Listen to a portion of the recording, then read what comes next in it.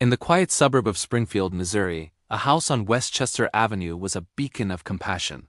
To the neighbors, it was the home of a saint mother named Claudine, or Dee Dee Blanchard, who dedicated every waking moment to caring for her profoundly ill daughter, Gypsy Rose. The little girl with the big, expressive eyes was a fixture in the community. She was wheelchair-bound, fed through a tube, and her mother recited a litany of her diagnoses like a tragic prayer: leukemia, muscular dystrophy, epilepsy, asthma, severe allergies. They were a team, beloved and pitied, the recipients of charity, of a house from Habitat for Humanity, even a trip to Disney World. But the walls of that house held a secret. The medical equipment was real. The prescriptions were real. The suffering was real, but the sickness was a carefully constructed fiction. This is the story of what happens when a prison is built not of bricks and bars, but of lies and love and the desperate, violent key one woman used to escape it. To understand the end of this story, we must first understand its bizarre and heartbreaking beginning. Dee Dee Blanchard presented herself as the ultimate caregiver. She was the source of all information, the keeper of the medical binders, the tireless advocate. But beneath this facade was a personality disorder so manipulative it has its own name: factitious disorder imposed on another, more commonly known as Munchausen syndrome by proxy. In this disorder, a caregiver, almost always a mother, invents or actively induces illness in a child to gain sympathy, attention, and a sense of purpose. For Dee Dee, Gypsy was her masterpiece. From early childhood, Gypsy was subjected to a battery of unnecessary medical procedures. Doctors, convinced by Dee Dee's convincing lies and apparent devotion, prescribed powerful medications, inserted feeding tubes, and performed surgeries. Gypsy's hair fell out, her growth was stunted, and her salivary glands were surgically removed, all as a direct result of the very care that was supposed to be saving her. Gypsy's world was a cage of learned helplessness. She was told she was terminally ill, that she had the mind of a 7-year-old, that she could not walk, and that she would die without her mother's constant care. Her reality was so controlled that she began to believe the fiction herself.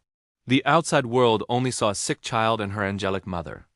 They never saw the private moments where Dee Dee would force-feed Gypsy medication through her feeding tube to induce symptoms, or the threats made to ensure her silence. The first crack in this meticulously built prison appeared with the arrival of the internet. Confined to her bed, Gypsy discovered a portal to a world beyond her mother's control. Online, she wasn't the sick girl. She was just Gypsy. She taught herself to read and write, proving her cognitive disability was a lie. She secretly saved money, bought a laptop, and began to craft an online persona. And then, she met a man. His name was Nicholas Godijon. Their relationship existed entirely in the digital realm, a world of fantasy roleplay and intense, isolated connection. To Nicholas, Gypsy was a princess in a tower. To Gypsy, Nicholas was her knight, her only chance at a normal life. A life that included romance, freedom, and the simple pleasure of eating a piece of candy. Their digital fantasies of escape began to curdle into a dark and concrete plan. Gypsy, whose entire understanding of cause and effect was warped by a lifetime of abuse, saw no other way out. She purchased a knife and mailed it to Nicholas. She gave him the key to her front door.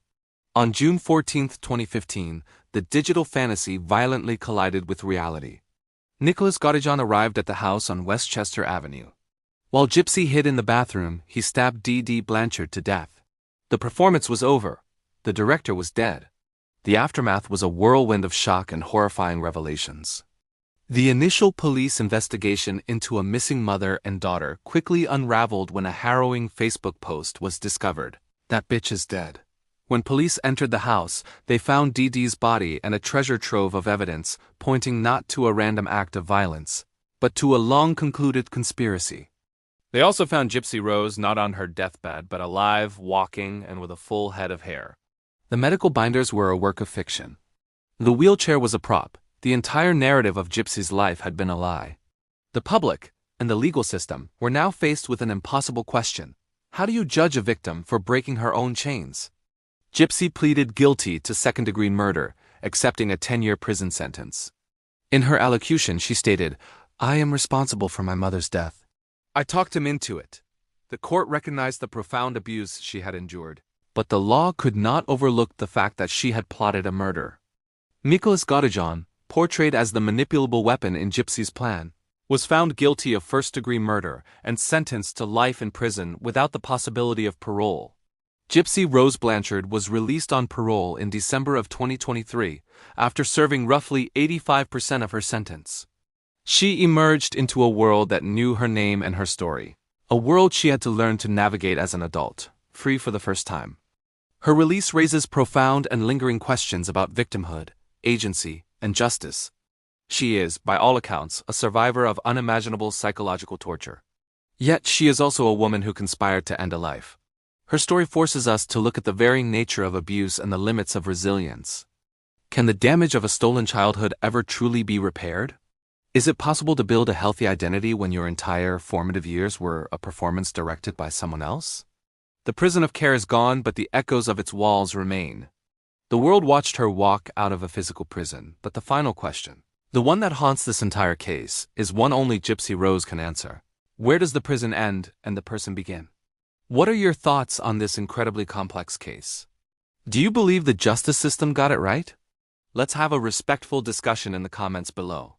If you found this exploration compelling, please like, subscribe, and hit the notification bell for more deep dives into the stories that challenge our understanding of human nature.